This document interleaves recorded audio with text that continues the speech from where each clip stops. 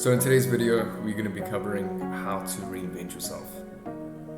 This is a topic that has fascinated me for such a long time, and man, I am excited to share what I've learned along the way with you, and I really hope that you can gain some value from this. If you have, please share your thoughts and comments and opinions down in the comments below, and if you find any value from this video, please feel free to hit a like and subscribe as well to help grow this channel. So I've laid out a 5-step process that I've used for myself, and it's not as complicated as it sounds, but it does require effort. So to start off, we need to start at the foundation. In the first phase, you need to understand who you are and who you want to be. So the reason why it's important to understand who you are, the reason why you need to be perspicacious with yourself and have a good level of intuition for yourself, it's because how can you become someone else if you don't know who you already are? How can you gain another trait if you don't know what your opposite trait of that desired trait is? I hope I'm making sense. So let's say you're someone who wants to become very fit. Maybe you're someone that's, if you're anything like me, you're underweight and you wanted to pack on more muscle, and you were known as the skinny guy, you were known as the weak guy. It's a painful thing to go through where you kind of accept who you currently are right now. But man, I'll tell you what, that's the foundation. You need to understand who you currently are and accept it, even if it's painful. And then that's how you can improve. That is how you can then define who you want to become. So define whatever trait, or if it's more grand than just the trait itself, if it's more of a overarching personality traits, if it's bigger than that even, define who you are at the moment and then define who it is that you want to be. So ways that you can become more in tune with yourself: journal, meditate, pray, do things that require you to keep silence and essentially make you block out the rest of society, block out the noise of this world, and just go with it. Find out what's your fears, what's your greatest desires, what has traumatized you in the past, what has inspired you, because that all has made you who you are right now. And once you can define that, you can then move on to the second phase, which is you need to define why it is that you're doing what you're doing. Because man, I tell you what, you're gonna get through to this phase and you're gonna be pushing so hard. Let's say it is with fitness. Let's say you are trying to become someone who is more ripped or more aesthetic. I remember going through the phases of every time I'd go to the gym, I would battle such insecurities, thinking, what's the point of me doing this? Why am I putting myself through this torture?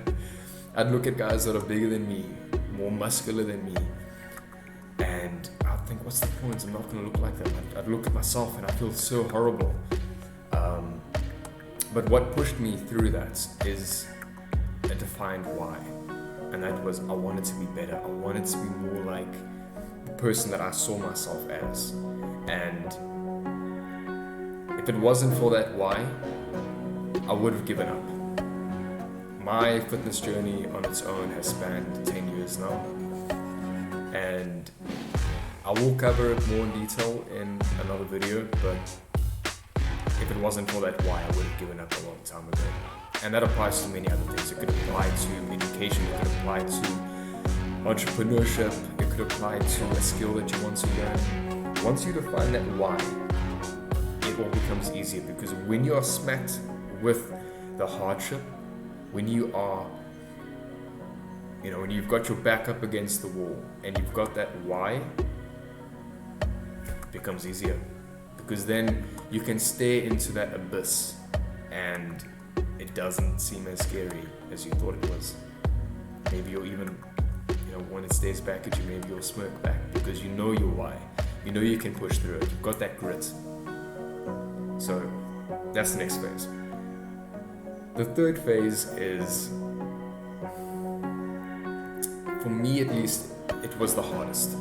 And it might be the hardest for you as well, and that's imposter syndrome. Now, I'm reflecting back to the moments when I started making progress, and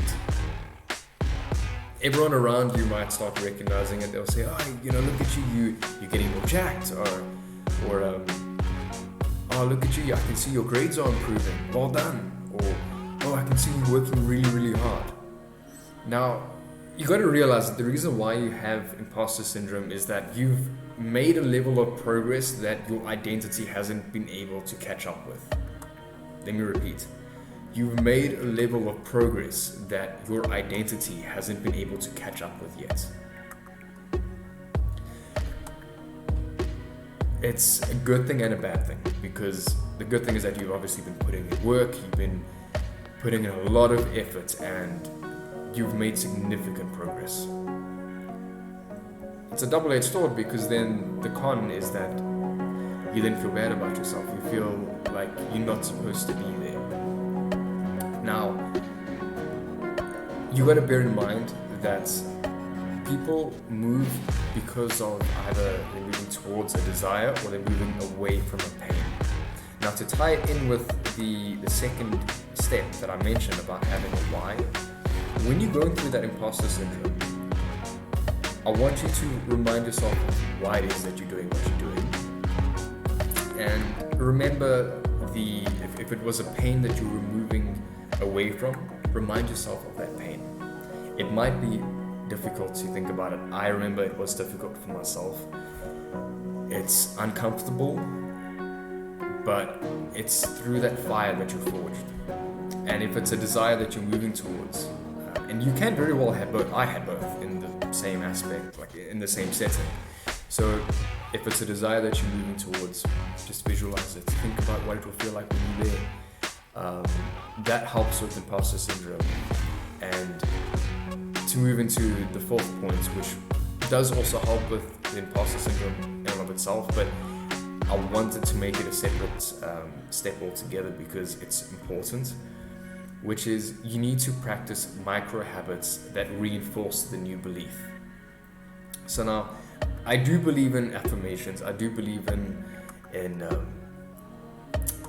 telling yourself that you are who you are, like who you want to be. So if you're someone that wants to be known as a runner, or you want to be known as an athlete, or you want to be known as someone who gets good grades, it's very powerful to reaffirm that to yourself.